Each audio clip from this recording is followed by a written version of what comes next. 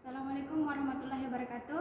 Perkenalkan, nama saya Putri, perwakilan dari kelompok kelas 12 3 jam 4. Anggota kelompok yang pertama Akhtar Fatim Muntasar, Herwin R, Putra Hidayat, dan Sri Winarti.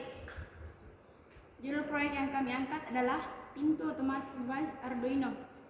Mengapa kami mengangkat proyek seperti itu? Semata-mata hanya untuk memudahkan penggunanya.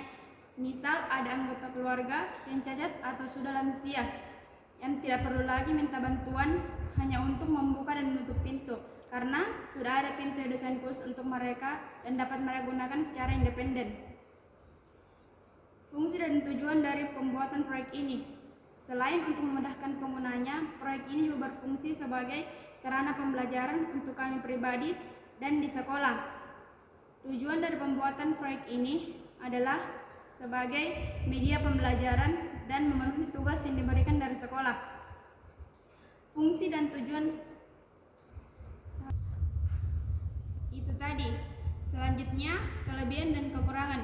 Kelebihan dari proyek ini adalah mampu membuka dan menutup pintu secara otomatis tanpa menyentuh permukaan pintu, serta terbilang efisien waktu jika sedang terburu-buru karena pintu ini desain khusus mampu terbuka dan tertutup secara otomatis. Kemudian kekurangan dari proyek ini adalah terbilang memakan biaya yang lebih dibandingkan dengan pintu pada umumnya atau pintu manual.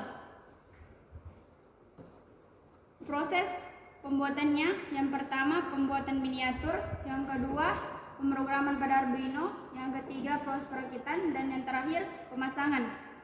Untuk perakitannya sendiri terbilang mudah.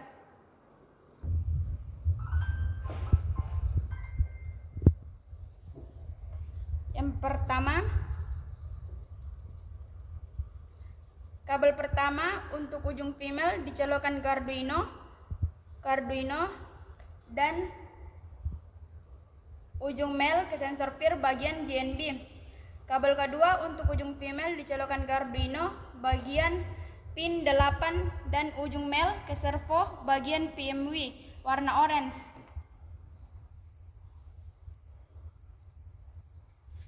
Kabel ketiga untuk ujung female dicolokkan ke Arduino bagian digital pin 2 XT Into dan ujung male ke sensor PIR bagian out.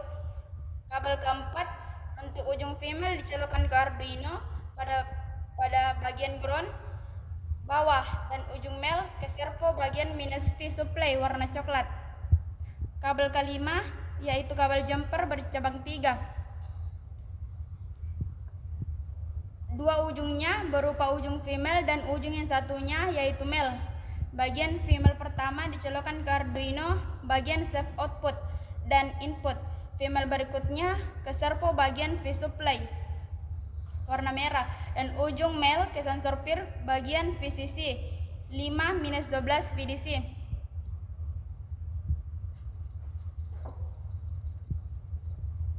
Kemudian Arduino-nya diprogram menggunakan aplikasi Arduino.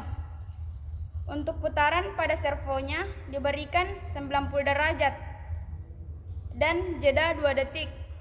Bisa lebih dari 2 detik terserah dari programnya atau terserah Anda. Kemudian kita tes. Cukup meletakkan objek di bawah sensor dan akan terbuka seperti ini secara otomatis.